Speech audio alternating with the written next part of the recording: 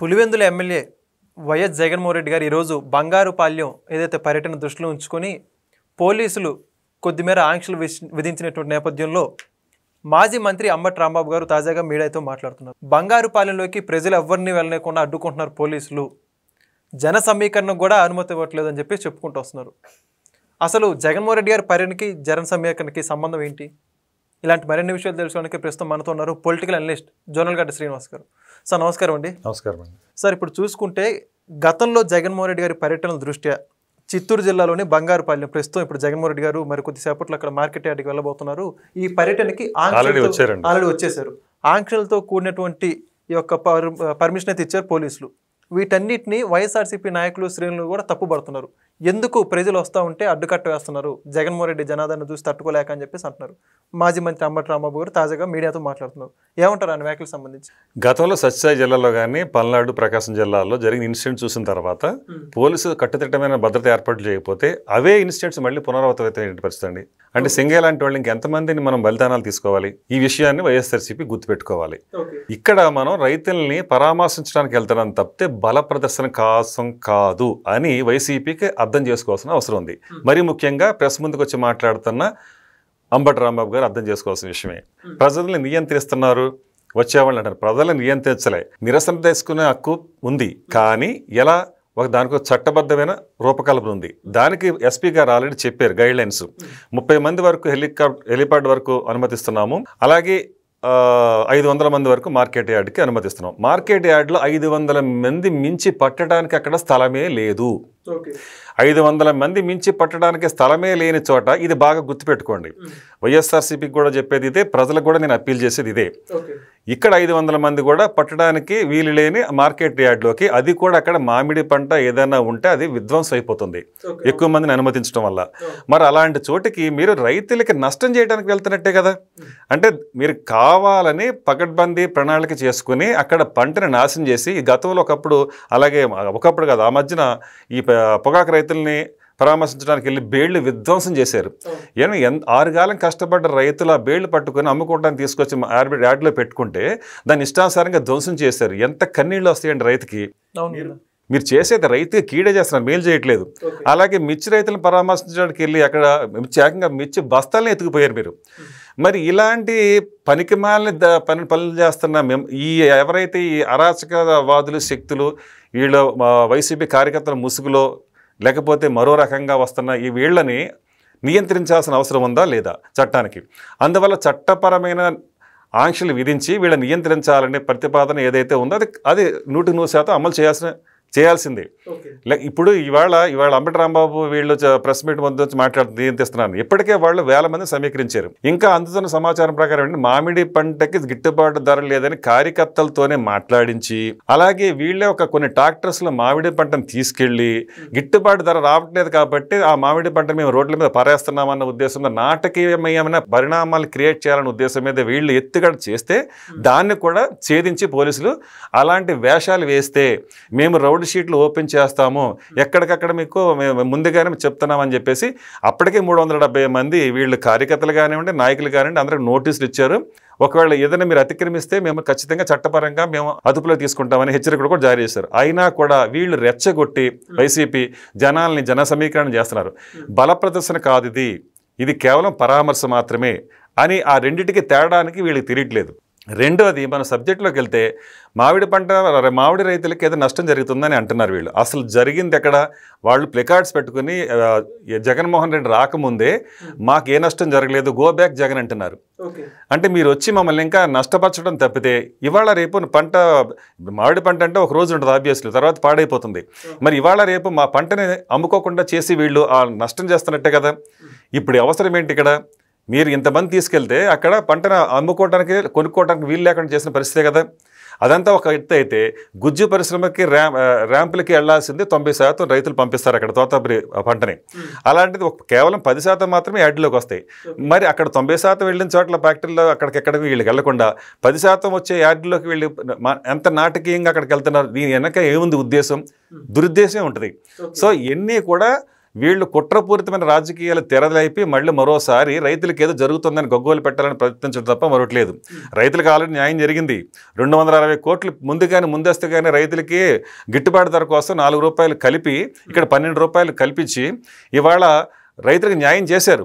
ఆ తర్వాత ఇప్పుడు బెంగళూరు మన కర్ణాటక రాష్ట్రం లాగా వాళ్ళు కేంద్రానికి ఒక లేఖ రాసి ఆ లేఖ తర్వాత ఆ లేఖ నుంచి వాళ్ళకి సమాధానం దొరికే వరకు ఎదురు చూసి అలా చేయలేదు వీళ్ళు. ఆ విధంగా అక్కడ ఎంతో పంట నష్టం జరిగింది. మనకు అలా జరగలేదు. మనం ముందుగానే అక్కడ కేంద్రంతో మాట్లాడక ముందే మనం ఇక్కడ డబ్బులు ఇచ్చేసాం. 4 రూపాయల చొప్పున మనకి ఈ రకంగా మనం రైతులకు సాయం చేసి 260 కోట్లు మనకి ఖజానా మీద భారం పడుతున్నా కూడా దానికి ముందుగానే ఖర్చు పెట్టి ఇప్పుడు కేంద్రం దగ్గరికి అచ్చెన్నాయుడు గారు వెళ్ళి శివరాజ్ సింగ్ చౌహాన్ గారితో మాట్లాడి మేము ఇవాళ ముందస్తుగానే రైతులకు మేము న్యాయం చేసాం, దయచేసి రైతులకు మీరు కూడా న్యాయం చేయండి మీ తరపు నుంచి అని కేంద్రానికి అప్పీల్ చేశారు. ఈ విధంగా రైతు ప్రభుత్వం, రైతు పక్షపాత ప్రభుత్వం కాబట్టి చంద్రబాబు నాయుడు గారు ముందుగానే 2 నెలల క్రితమే ఈయన ముందుగా దార్శనికతతో ఆలోచించి, ఎందుకంటే పోయిన సంవత్సరం అంతకుముందు సంవత్సరం కూడా పంటకు సంబంధించి కొన్ని ఎగుమతులు రాని దృష్ట్యా ఇంకా ఉండటం వల్ల నిల్వలు ఇప్పుడు అదీ కాక ఈ సంవత్సరం అధికంగా దిగుబడి జరిగింది కాబట్టి పోయిన సంవత్సరం అన్నమయ్య జిల్లాలో మీరు చూసుకుంటే 2.5 లక్షల టన్నుల మెట్రిక్ టన్నులు మాత్రం పండింది. అది ఈ సంవత్సరం 6.5 లక్షల మెట్రిక్ టన్నులకి చేరుకుంది పంట. ఆ వారా చూసుకుంటే రైతుకి దిగుబడి పెరిగింది కాబట్టి ఆదాయం కూడా పెరిగింది. కాకపోతే డిమాండ్ అండ్ సప్లై అనే ఒక సూత్రం ఉంటుంది. అది ఆర్థిక శాస్త్రం తెలిసినోడు తెలుస్తుంది. వీళ్ళకి ఆర్థిక శాస్త్రం కాదు కదా, కనీసం ఓనమాలు కూడా తెలియదు వైఎస్ఆర్సీపీకి. తెలుసుంటే కనుక డిమాండ్ అండ్ సప్లై ఉంటుంది. మీకు పంట దిగుబడి తక్కువ ఉన్నప్పుడు రేటు ఎక్కువ ఉంటుంది, పంట దిగుబడి ఎక్కువ ఉన్నప్పుడు రేటు తక్కువ ఉంటుంది.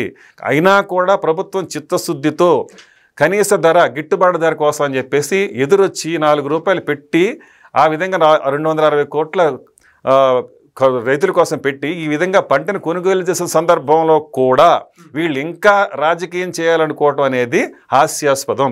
ఇప్పటికైనా ప్రజలు గమనిస్తున్నారు, తెలుసుకుంటున్నారు కాబట్టి నిరసన జ్వాలలు తెలియజేస్తున్నారు.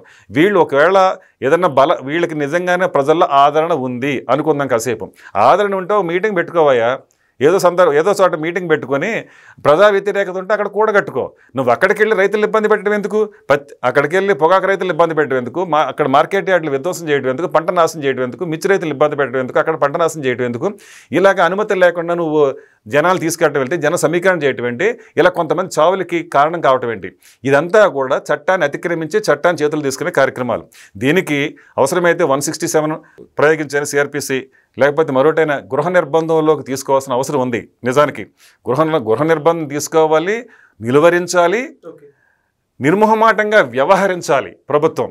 అప్పుడు మాత్రమే ఇక్కడ ఇలాంటి అరాచక శక్తులను అడ్డుకోవడం సాధ్యమవుతుంది. నిమ్మకు నీరెత్తినట్టు కూర్చోకూడదు.